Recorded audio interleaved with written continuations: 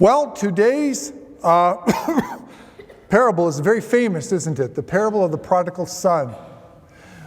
But many scripture scholars, when they read this and look into it, they think, that whoever gave it that nickname, and it probably was given 1900 years ago, shortly after it was recorded in the Gospel of St. Luke, they gave it that nickname, probably was given the wrong nickname. I'm going to tell you why. There's three main characters in the story. There's the younger son, the father, and the older son.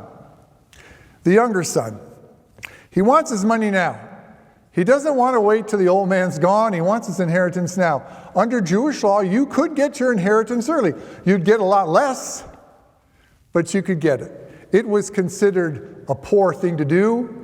It would be considered an uncouth thing to do.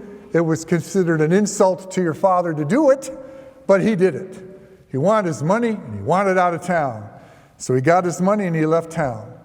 And he wasted all his money, didn't know what to do with it, spent on all kinds of things to make him happy at the moment, but then once the money was gone, and there was no food to be had, and a famine arrived, he didn't know what to do. So he was stuck feeding pigs. Now, Jewish people find pigs the most unclean animal. They do not eat any pork products. And so to be stuck with the pigs has got to be the lowest of the low for him as a job. And even with the job, he's still hungry. So sitting in the pigsty, which smells awful, if you've ever been near one, the thing is, his conversion isn't all that amazing. If you have a choice between starving to death in a pigsty or swallowing your pride and going home and apologizing to your dad in order to get fed again and have a roof again and a warm place to sleep, it's not that hard a choice to make. There might be some diehards who are willing to die in that sty, but not most folks. I know I'd apologize and go home. So the prodigal son's big conversion here isn't all that big a conversion if those are the choices you got. But he makes the right choice. I think it's the obvious choice, and goes home. Then there's Dad. Now, mind you, this is an era of practically no communication unless it's coming out of someone riding a horse. There's no telegraph, there's no telephone, there's no television, there's no iPhones, there's no cloud. None of that exists at all. There's no newspapers, there's no mail. I mean, if you've gone to letter sent, you paid someone to take it. In other words, he had no idea of knowing where his son was and what was going on. And as the time passed, you just assume the worst. Most parents probably would assume the worst. So he's come to the conclusion that my son must be dead. Now, I remember my mother and dad when my sister Michelle dies, and some of you have probably gone through that in your lives. To lose a child is a horrible thing for anyone to go through. And this is what this man, because of not hearing from his son for the longest time, any news of him, probably so assumed. Which means that he's grieving, which means that he's sad, which means that a lot of his life has been taken out of him because he's lost his son. So when he's standing there and he sees someone coming down the road and it's his son, it's like a miracle, a huge miracle.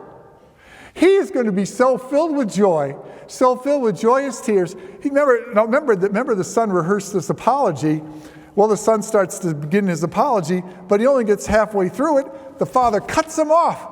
He doesn't want to hear any apology. He says, put a ring on his finger, put a robe on him, put sandals on his feet, kill the fatted calf, let us celebrate with a feast. He is so overjoyed that his son is back. Nothing else matters. Whatever he did in the past, took the money, left, whatever, that doesn't mean anything now because he has his son back. So he's overjoyed.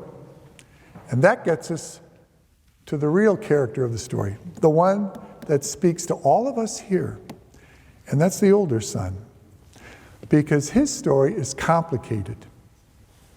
His story is this: he has stayed with Dad, he has worked faithfully for Dad, he's worked very hard for Dad, and he's never been given a fatted calf. He wasn't even given a little goat to have a party with his friends, but loyally he stayed.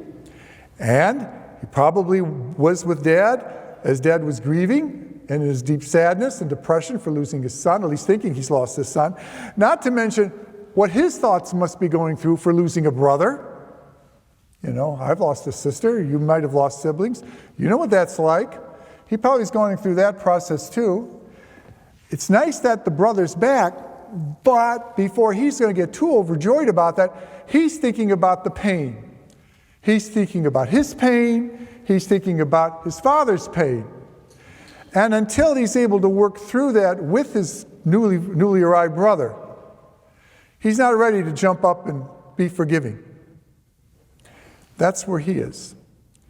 And the conversation, I just love this. When this son of yours returns and swallows up your property, you know, with prostitutes, you slaughter for him the fatted calf. He says, this son of yours. He doesn't say my brother. He says, this son of yours. He's angry.